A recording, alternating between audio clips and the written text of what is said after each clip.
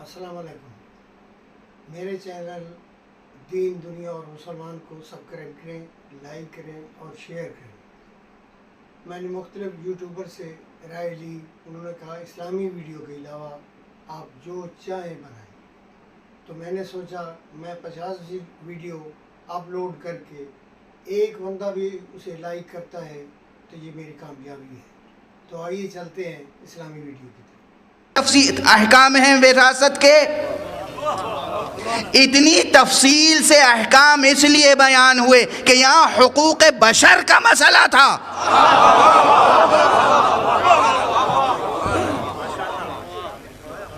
दूसरी मिसाल, कर्ज लो दो तो क्या करो।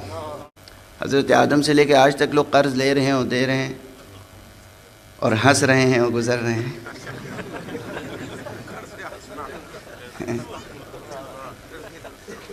है ना? कर्ज हसना के क्या मानी है?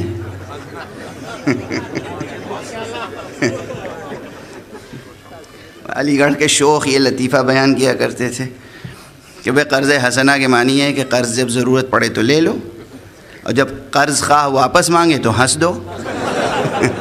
आप ऐसा न कीजिएगा, ये अलीगढ़ के मंचलों की शोखियाँ हैं।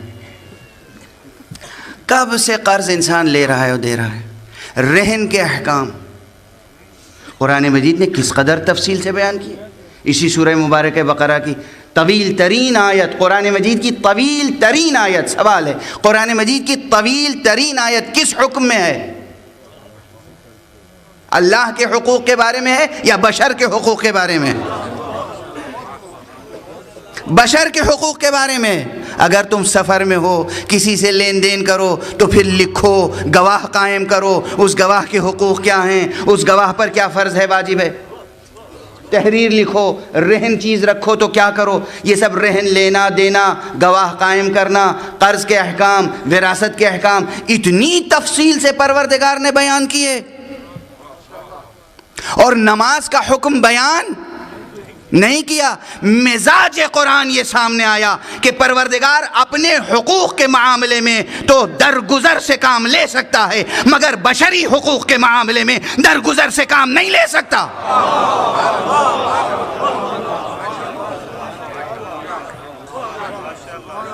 कुरान है। ये मिजाज कुरानी जब सामने आ गया कि वो अपने हुकूक तो मुआफ फरमा सकता है, बशर के हुकूक कोई पामाल करे तो परवरदिगार मुआफ नहीं कर सकता। अब बताएं कि बशर के हुकूक को महफूज रखने का सबसे बड़ा इदारा कौन सा हो सकता है?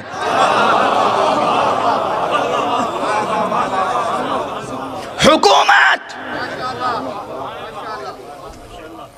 बशरी हुकूक का तहफ़्फ़ुज़ कैसे मुमकिन है? अगर हुकूमत मुस्तहकम है तो बशरी हुकूक महफूज रहेंगे, अगर हुकूमत मुस्तहकम नहीं है तो बशरी हुकूक महफूज नहीं रहेंगे। अब जो परवरदिगार विरासत के अहकाम तफसील से बयान कर रहा है, कर्ज के अहकाम तफसील से बयान कर रहा है, रहन के अहकाम तफसील से बयान कर रहा है, तलाक के अहकाम तफसील से बयान कर रहा है, निकाह के अहकाम तफसील से बयान कर रहा है, वो परवरदिगार हुकूमत के अहकाम बयान नहीं करेगा?